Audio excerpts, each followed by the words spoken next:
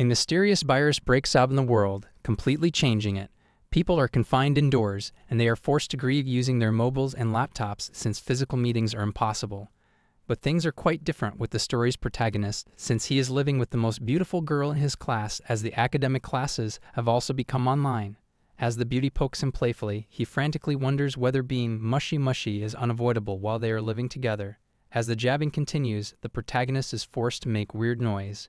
Even though he clasps his mouth to control himself, he manages to attract the attention of the teacher. His beautiful companion Hoshikawa apologizes for the disruption, explaining that it's her brother's doing, who wanted his reference book she had. Satisfied, the teacher decides to move ahead with the lesson. An abashed Hoshikawa whispers an apology to the protagonist, referring to him as Yoshino-kun, who is still recovering from embarrassment. Hoshikawa is known to be drop-dead gorgeous with silky hair, fair skin, and huge attractive eyes. Her well-shaped lips are usually covered with a mask. The breathtaking beauty's full name is Hoshikawa Haruka and presumably belongs to an elite family. She is known as a complete package with brains to match her ethereal looks. Due to her tremendous popularity, she is always surrounded by lovers, and Yoshino Kaneda always thinks that she is out of his league. That is the reason he is still skeptical that the most happening girl is sitting right next to him while in the state of confinement. However, he is quite perplexed about Hoshikawa's constant attempt to be cozy with him. For instance, when he notices that the laptop is not functioning properly, Hoshikawa instantly slides her head towards the laptop, brushing her cheeks with his face on purpose to find the problem. He nervously notices that she is smiling peevishly in her act. He wonders whether she is trying to get closer just to see his reaction and enjoy the whole situation. After a while, she announces that the problem is fixed. A distraught Yoshina slaps his forehead, as according to him, it is unethical to touch anyone offhandedly. He anxiously thinks that had he been a vulgar person, a beautiful girl like Hoshikawa wouldn't have been safe in his hands, so she should be grateful that he is a thorough gentleman. His cultured thoughts are rudely interrupted by a sharp poke, and to his alarm this time she poked him in his sensitive area. As he watches her in horror, she has this serene, cheesy smile on her face. As she flushes and coughs meaningfully, he speculates whether she is exposing herself on purpose. He tries to shrug off those sleazy thoughts since she can be ignorant and the whole thing is a big confusion. He decides to confirm his doubts on his own and hesitantly tugs at her skirt. Instantly he closes his eyes, terrified to see her reaction. It seems as if Hoshikawa is struck with a thunderbolt since she flushes furiously. He anxiously inquires whether she is okay, and the jittery tomato assures him of her well-being. He scratches his head in distress, thinking of brewing some warm tea later, which he cannot expect her to make since she is bad with machines.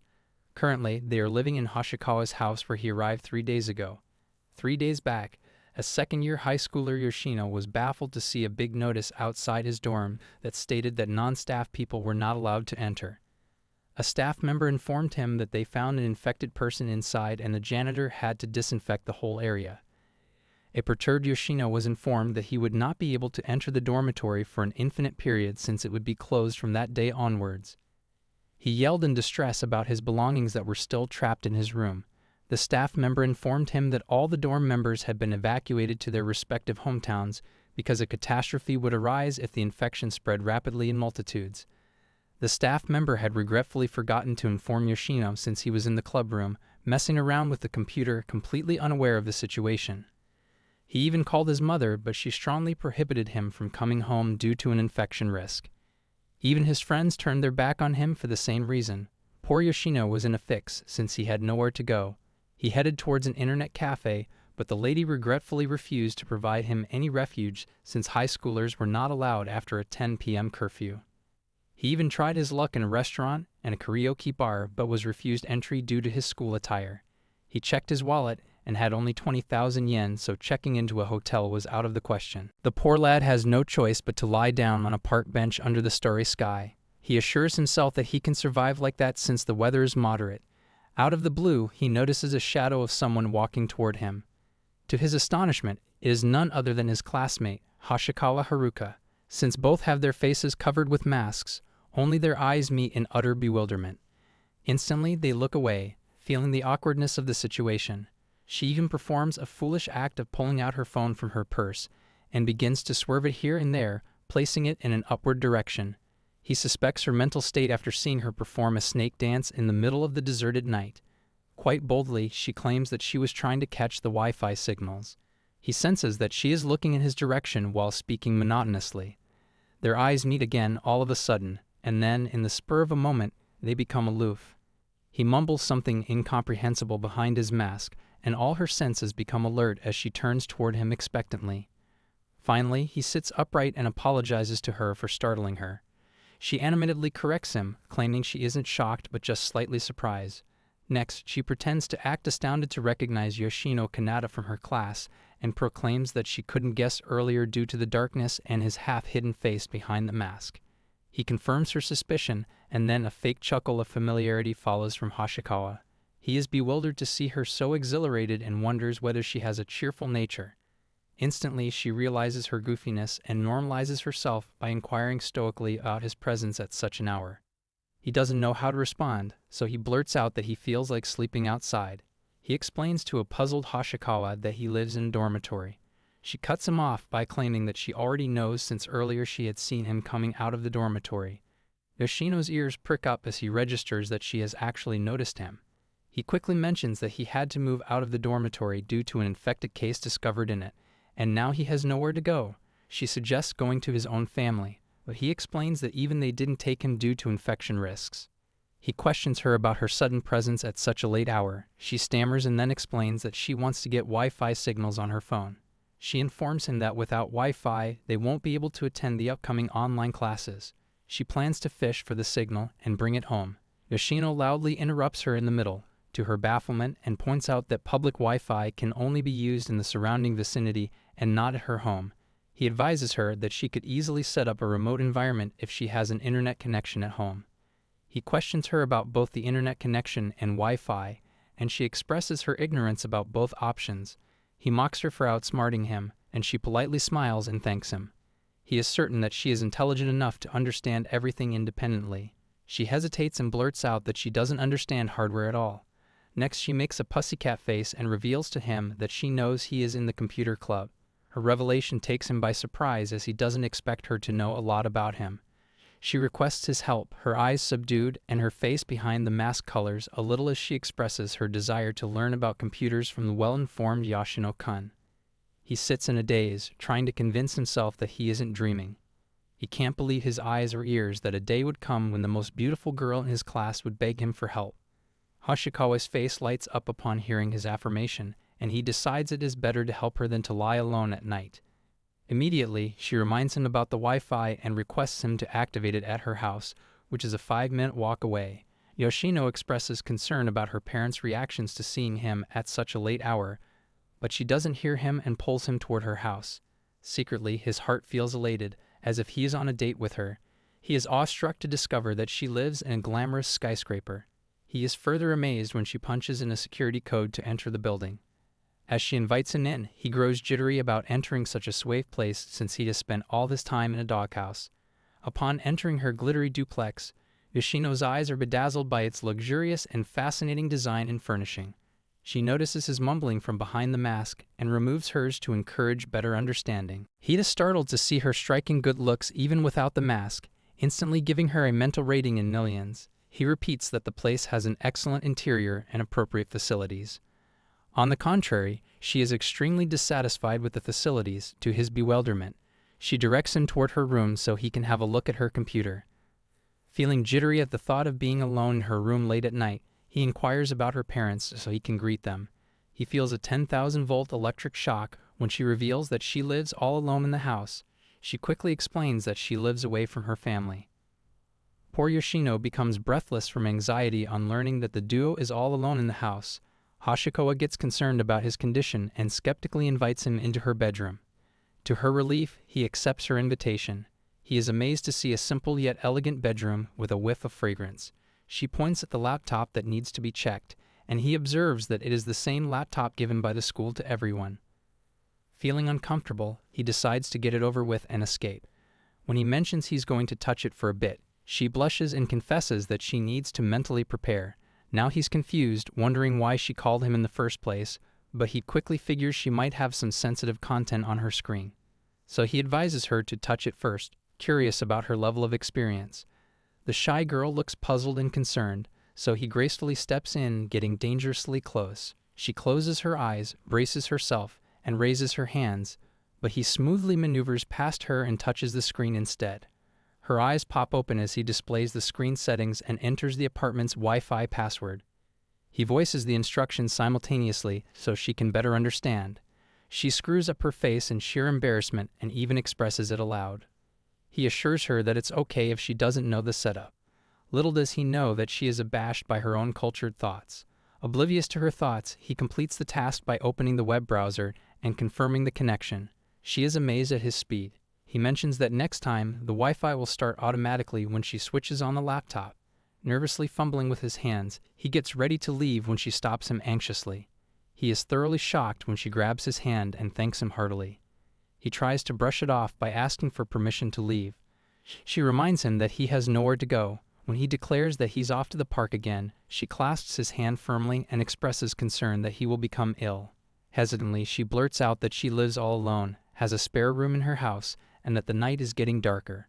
He frantically wonders if she is implying for him to stay at her place, but he can't bring himself to confirm it since he doesn't want to be a nuisance.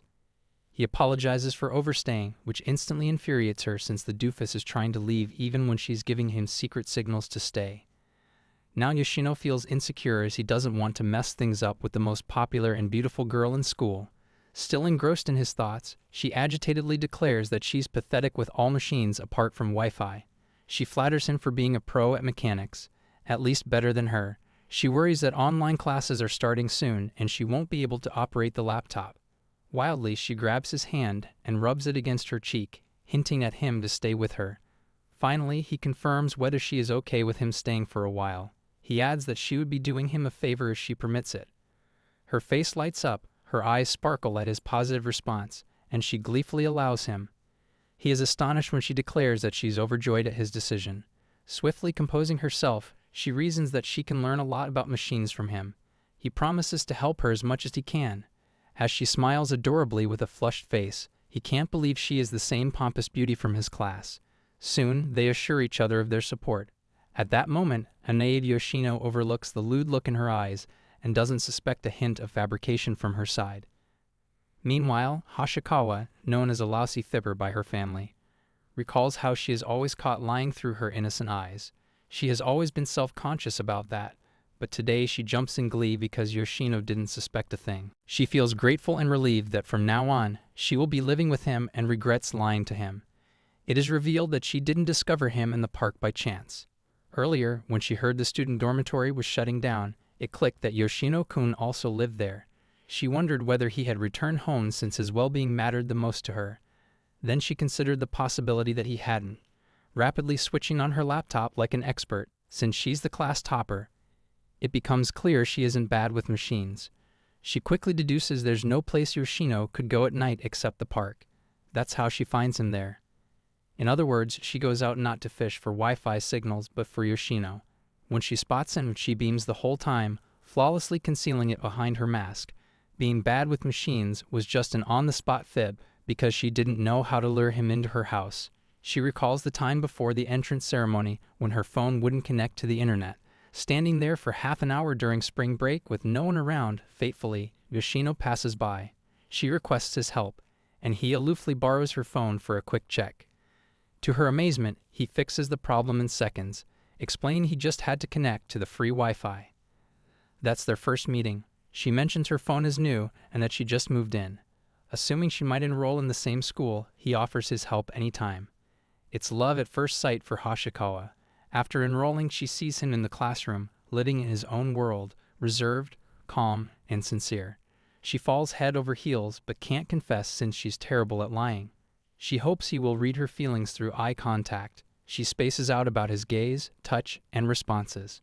As her one-sided love escalates, her emotions grow wilder, and today she successfully lures him into her apartment. She plans to poke more fun at him to catch his precious reactions. With a deadly desire to get closer, she decides to keep tricking him to rely on him more. Earlier, when he almost touched her, her heart jumped out of her chest. Just thinking of that moment, she feels ruffled. Composing herself, she resolves to overcome the grinding challenge of getting closer to him. With limited time until the state of emergency is lifted, she aims to spend as much time as possible together in confinement. Determined to create situations where Yoshino has no choice but to accept her advances, she plans to stay subtle, avoiding being too assertive. Blaming everything on Yoshino for luring her, she decides to push him to make the first move, keeping her lies and impulses camouflaged. Suddenly, she gets a devilish idea that makes her flush like roses. She wonders if she could sneak into Yoshino's bed, but it's still risky since he's already freaking out at the idea of living together. Yoshino fidgets uncomfortably in his sleep as something continuously brushes his arm. It seems like something soft and cushiony. His eyes pop open, and he is astonished to find Hoshikawa peacefully cuddled to him. He screams in alarm, abruptly awakening her. As she rubs her eyes and yawns drowsily, she looks confused about the whole ruckus. Seeing her, he agitatedly demands an explanation for her sudden presence on his bed. She calmly points out that she is in her own room. It dawns on Yoshino that, due to an emergency, he has ended up dwelling in the house of the most beautiful girl in his class, Haruka Hoshikawa. According to his knowledge, her bedroom is next door. It is revealed that, in a weary state, she mistakenly entered the wrong room. She casually apologizes and announces that she will be waiting for him at breakfast. As she leaves, he tries to recover from the aftereffects of the sudden jolt he has received. He's frantically doubting his actions from last night, then puzzled to find men's items in her bathroom among all the pink. Surely those must belong to her boyfriend, unless she's secretly running a men's grooming salon out of her home. The notion is slightly shocking for him since he always thinks of her as a prime and proper lady. But then all that glitters is not gold. He feels out of place at her home and hopes that he is not a nuisance to her. Hoshikawa is startled at his sudden presence in the kitchen since she is not done with breakfast yet. However, poor Yoshino screws up his face on seeing her beauty. He offers to help, but she refuses since she only needs to cook the meal. As she expertly cracks up the eggs in the bowl, he notices her amazing cooking skills. She reasons that since she lives alone, she has to have some knowledge of culinary skills. He is worried about her incompetence in machine usage. He is relieved that she can manage a stove and a microwave. Suddenly, her past fabrication about not being able to use machines at all flashes into her mind. She swiftly blurts out that she cannot use them, and that's why she is having trouble. He scratches his head thoughtfully and feels sorry for her since it might have been difficult for her all that time. As she feigns a smile, the situation becomes more awkward with the loud ding of the rice cooker. Seeing a baffled expression on his face, she quickly interjects that she managed to operate the rice cooker with immense dedication. A suspicious Yoshino praises her grinding effort, but she is in a mess, desperately trying to align the awkward situation with her lie. Finally, she bows, concealing the truth pasted on her face, and requests him to teach her how to operate a stove. He points at the stove's switch and starts to explain, but she interrupts, asking him to show her instead. To her dismay, he contents himself with rice topped with a raw egg, since beggars cannot be choosers. Seeing her puffed-up face, he comes closer to her to show her how to operate the stove. While doing so, their bodies brush against each other unconsciously. Both are struck by a mega thunderbolt. Yoshino flushes furiously and looks away in abashment. She points out his obvious rosiness, and he reasons that it might be the heat coming from the pot. Later, Yoshino munches on the delicious breakfast prepared by Hoshikawa, and she is delighted to see him enjoy it. He cannot believe the well-fixed meal despite her inability to use appliances. He considers himself fortunate to enjoy such a delicious meal. He expresses his gratitude to her for sheltering him, meals, and clothing. She shrugs it off casually, but he offers to pay for the brand new clothes. He cannot help asking whether those clothes belong to her boyfriend. His blunt inquiry offends her, and she denies having one ever. She claims that she buys those clothes for emergency situations. A remorseful Yoshino apologizes for his haste. She reveals that he is the first person she has ever let into her house. He instantly sinks into pits of regret for being too rash. To make up for his mistake, he offers his help in anything she wants. When she looks confused, he explains that till yesterday, he had been destined to sleep in the park, but now, thanks to her, he is living a luxurious life. For this reason, she can ask him for any favor she wants. Deep down, the cultured lady wants him to screw her badly, but then she composes herself and asks him out on a shopping date. She elaborates that later they can always cook their meals together since it is difficult doing all that alone. He instantly offers to cook for her, to her amazement. He proudly offers to whip up instant noodles or instant food, much to her amusement. She stops herself from chuckling hard and then apologizes for her inappropriate behavior. Seeing him all twitchy, she decides to give him the responsibility for cooking, as she is certain that anything made by him would be mouth-watering. He looks at her wide-eyed and then affirms with a smile, to her delight. Yoshino enjoys his stay at Hoshikawa's place so much that he has completely forgotten about the mysterious virus that has spread far and wide. The current situation has become so chaotic that either the utilities are unavailable or are being sold at soaring prices due to hoarding practices. Not only that, but supermarkets are packed with panicked buyers all rushing to stock up unnecessarily. Hoshikawa resolves to use the self-service checkout counter since it is quicker that way. Yoshino doubts whether she can use the checkout machine, so she smiles and confirms his doubts that she cannot. He teaches her how to use the barcode scanner, and while doing so, he can feel her peering gaze on his face, making him jittery. He wants her to concentrate on how the task is being performed, so he inquires whether something is on his face. The smarty pants instantly retort that she is checking whether his mask is in its place. Next, she pulls out a black credit card from her wallet and declares that she will be paying the bill. For an amateur, she quite skillfully slides her card onto the card machine, and he pretends to overlook her act. Coming out of the store, he observes that the streets and shops, once hustling and bustling with crowds and noise, are now eerily deserted. It seems as if he has been transported to some other world. She observes his bewilderment and wonders aloud whether he wants to stop by any special place. He is actually looking for a place to treat her as an act of gratitude, but everything is shut down. She reassures him that there's no need to worry. She suggests that they can have their own cafe at home. Soon, they arrive at the traffic signal where he points at the pedestrian button that has to be pressed. As usual, when she expresses her ignorance, a deadpan Yoshino tells her how to. He ponders that, although she is the top-notch student in his class, she is also human, so it is natural for her to be imperfect. In some areas, she excels, while in others, she falls short. Deep in his thoughts, they reach her residence building, and he asks her to press the elevator button. Like always, she acts dumb, so he teaches her how to do so. She coyly thanks him, and he does not find it strange until it strikes him like lightning that she is not bad at machines at all. He recalls quite clearly that when she first ushered him into her place, she herself pressed the elevator button. Then it flows into his mind, all the other displaced pieces of the puzzle and how easily he has been conned. Alarmingly, he stares into her eyes and finds an abnormal dazzle in them. He is stunned for a moment and then looks away mechanically, praising her hard work since he cannot bring himself to reveal that he has caught her lie. Still, he is dead curious about her need to lie to him. As she beams at him for being helpful, he has this sudden urge to retain that smile. He reflects on the notion of lying about not being able to use the machines. He speculates whether she wants to grope him into her house. Meanwhile, Hoshikawa instructs him to take a good rest, thinking that he might be exhausted from carrying all those heavy bags. He stares at her, trying to read her mind, since he is aware that she enjoys her responses and assumes that she does not have any malicious intentions. However, he still cannot digest that she might have strong feelings for him. He cannot blame her, since even the outside world is in a state of turmoil, so even her feelings could be off balance. Yoshino swings by his ghost town of a school to see how it's holding up. He feels somewhat relieved that Hoshikawa is not with him because, at her place, he always has bizarre thoughts about being alone with her.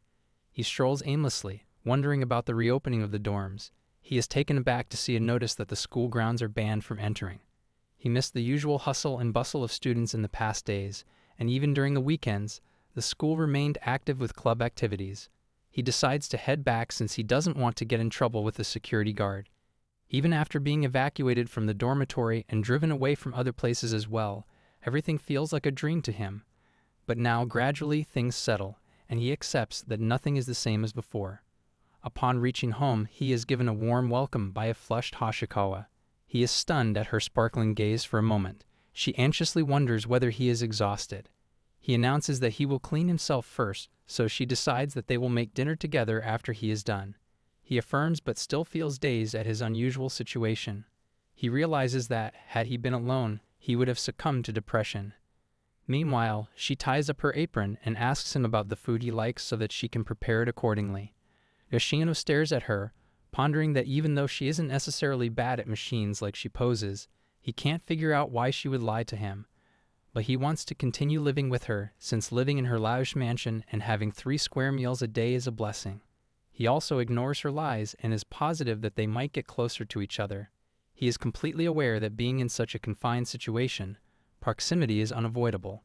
He even has a delusion of a dewy-eyed Hoshikawa confessing her love for him. He resolves that, in order to maintain the lavish lifestyle, he has to be careful not to offend Hoshikawa in any way. Later, he finds a petite, feminine pair of undies on the floor. He picks them up and shudders at the thought that they might belong to Hoshikawa. He is distressed at the thought of her catching him red-handed, so he decides to put them back. But before he can do that, a stony-faced Hoshikawa appears from nowhere and calls him cultured. The poor lad is too shocked to defend himself. Instead, he frantically bows in front of her and apologizes desperately. She ominously questions him about fumbling with her underclothes. He weakly protests that he just picked it up unconsciously. She looks at his disheveled state thoughtfully while he is certain that he is in hot water and will be kicked out soon. All his horrific concerns come true when she menacingly calls him a cheesy person and bids him farewell. Trembling with shame, he tries to reason in a stammer when she declares that she is just playing with him. Shockingly, he lifts his face only to find her beaming mischievously. She reassures him that she's not mad at him.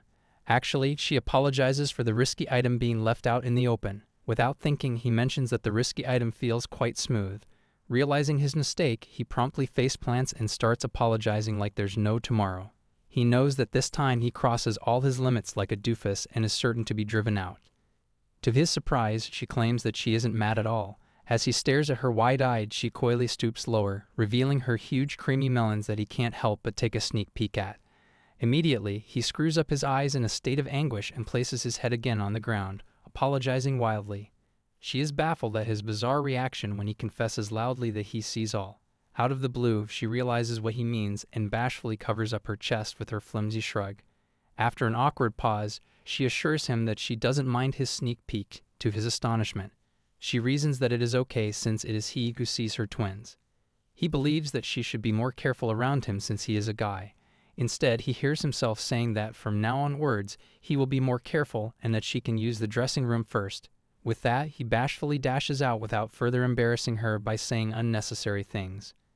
After he leaves, she sighs agitatedly for losing her confidence in front of him and doing something offensive.